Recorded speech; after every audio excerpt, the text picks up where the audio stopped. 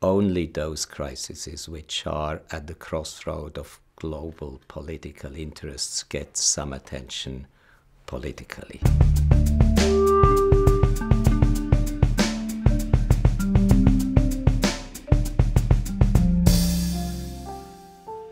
Facebook hits the fan. The Saudis come to the United States, and China faces tariffs and Taiwan. I'm Ian Bremmer in Washington, D.C. This is your GZERO World.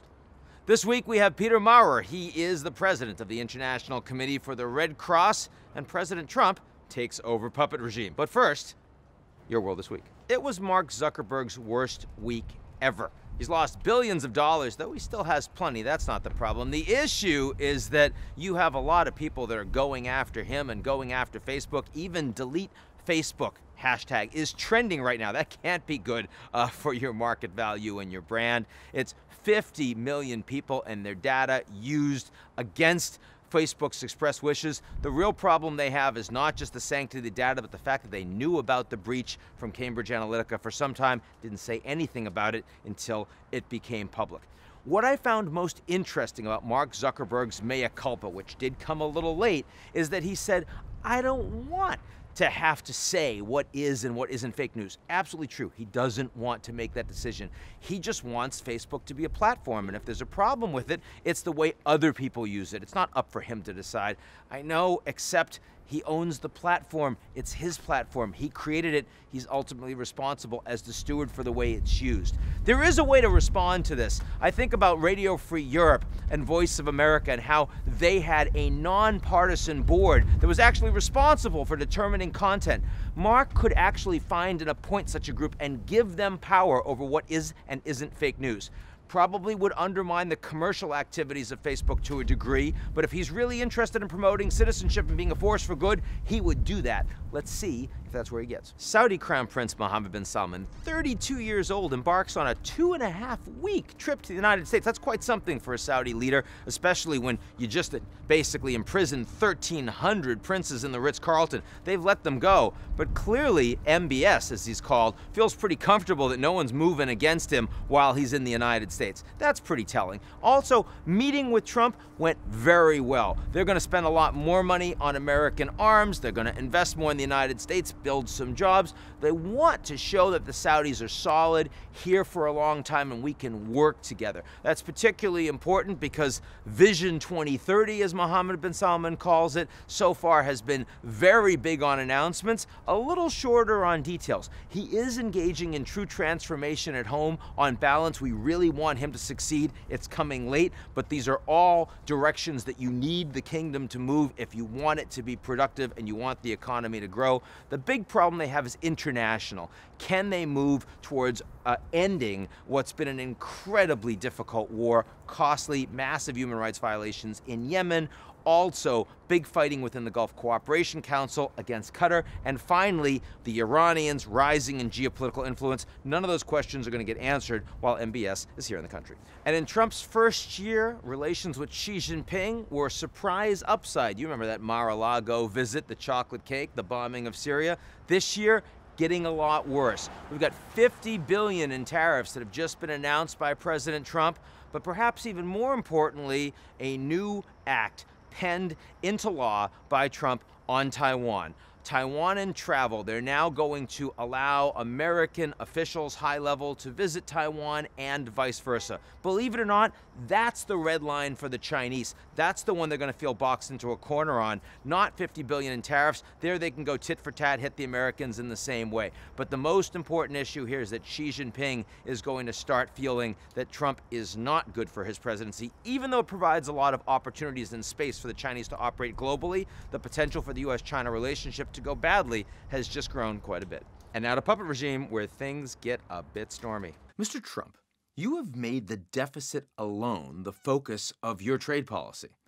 Does this even make sense? Ian, nobody knows more about deficits than I do, okay? Hello? Yes, I'm calling to report a terrible, horrible deficit, okay? It says here I owe $130,000. these manufactured What? crises, one after another. She said Leaving Tahoe? you to a Okay. choice What in a your House horrible, of President embarrassing deal. in a Huh? heated Oval Office debate about immigration. Fake news, CNN Fake loses news. it. Okay? They need some Fake help. news. That was one where Trump's lack of foreign policy experience and understanding actually helped facilitate the conflict. And I'm delighted to be here with Peter Maurer. He's the president of the ICRC, the International Committee for the Red Cross. Peter, wonderful to have you on the GZERO. Thanks for having me. Where right now would you say is the most challenging environment for you to operate? Overall, I must say that between West Africa and Afghanistan, there is not much good news. Parts of Syria are still global battlefields in which people are displaced in big numbers. Yemen is the same. What is maybe the difference in this region compared to some of the African conflicts in the Great Lakes region? You have outrageous amounts of poverty coming on top of armed conflicts and displacements. While in the Middle East you have basically middle-income societies who are as such more resilient, which give a different type of humanitarian pressure and humanitarian need. Now, you've said that your organization itself is extremely flat in the way it's set up. And I'm wondering if that's something that is sort of required given the nature of work you do, or is it a reaction to the challenges of these individual environments? If you want to be close to people, close to problems, and respond accurately to those problems, you have to have responsible people on the ground who take decisions, can judge what situations they are in.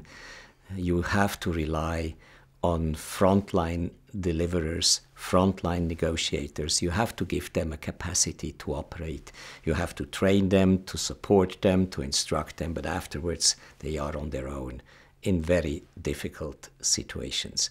And I think, therefore, the sort of organization which is driven by responsible field operation gives the flatness, and it comes from our willingness to be in places where others are not, to be where it is most difficult, and to assist and protect people. One crisis you have experience with that you think isn't getting the attention it needs, what would it be? Well, I think almost every crisis except Syria.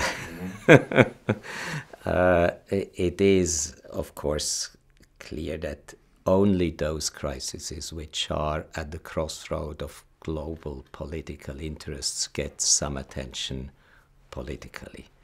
Many other, if I look at, in particular, the conflicts south of the Sahel, these are basically the places where I visit and where I see this configuration of poverty, violence, conflict, leading to the most pressing humanitarian needs and a complete absence and disregard of the international community at large. I would mention maybe a second part which is closer to the United States, and that's urban violence in Latin America, which in terms of humanitarian effect is today sometimes as serious as wars in Africa, but doesn't really get to the forefront of attention neither in terms of response nor in terms of public attention. In sub-Saharan Africa, I mean, with the Chinese having such a strong economic role and with over 1 million Chinese living in the area, are you starting to see them more interested, more engaged, spending more money, or is it really no, it's just still absent, Africa's still the forgotten continent? Well, China is very much present in Africa, and India is present in Africa, and we certainly do adapt our diplomatic work in a sense that we are engaging today much more. Also on engaging China as an important high contracting party of the Geneva Convention, as an actor on the ground, to support the work we are doing, not only financially but also politically, and to generate understanding from such important actors as China for the value of neutral and impartial humanitarian assistance, the value of international humanitarian law. I have designated a special envoy of the president of ICRC only to deal with China and to engage with China on some of the big conflicts of the world. It's obvious that in terms of influencing and shaping belligerents and their behavior, China does play an important role and will play an even more important role in the future. Now, one other thing I wanted to ask you about is you were just recently in Silicon Valley, and not just asking for sort of technical support from these companies, but also concerned about destructive technologies, concerned about cyber. I'm wondering how cyber conflict and cyber tools is complicating the humanitarian crises that exist around the world today. We are still very much at the beginning, I think, of generating interest of the business community and states to engage into these questions. What does international humanitarian law in the cyberspace looks like? What is an attack? What is a belligerent? What are the rules governing the cyberspace with regard to warfare, cyber warfare? I think many of the companies have started to think deeply on those issues, and we really need much more than just a state dialogue. We need organizations like mine, the business community working on cybersecurity, and states in a room to think about those normative frameworks regulating the future of warfare in cyberspace. There's been a lot of talk about a digital Geneva Convention, something that would perhaps provide at least some rules of the road that belligerents would want to adhere to. So far, at least, I don't think any major governments have taken it up. What's the ICRC's position? The whole question is what you mean by digital Geneva Convention, and it's maybe not yet fully clear. What is obvious is that we need to think hard on how to adequate the terms and terminologies and norms which have developed over the last 155 years in governing warfare to the cyberspace. And then we will find out whether we need new law, whether we need just new interpretation of existing laws and principles. And I think if we consider that digital Geneva Convention is a reflection process on what kind of laws and regulations can be carried over from kinetic warfare into digital, and what really are new issues which we have to deal with, if we can take it as a concept of debate and not as a fixed tool to negotiate, that's probably the more adequate approach at the present moment. We need a conversation starting, and I think that's what is important. I think it would be useful if you could share a personal story since you've taken over the ICRC, where you feel like you've actually made a real difference. I'm just back from Libya. Libya is not a traditional conflict where ICRC would necessarily just jump on. It's a middle-income country, and as a president I have to see to move the organization towards these places.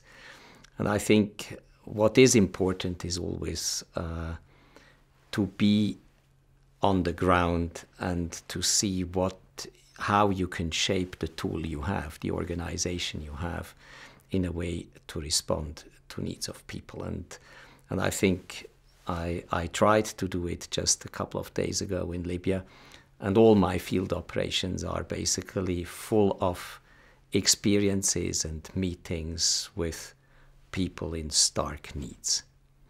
And I think that's what motivates me constantly then to see how can an organization like mine be sharper, more accurate, to be responsive to those needs. Peter Maurer, thank you so much. Thanks. That's your GZERO World for this week. Next week, with the holiday weekend, we'll be off, but come back the week following, and we have Moises Naim. He's the smartest guy I know on Venezuela, and a lot else. You're really going to enjoy it. Come back soon.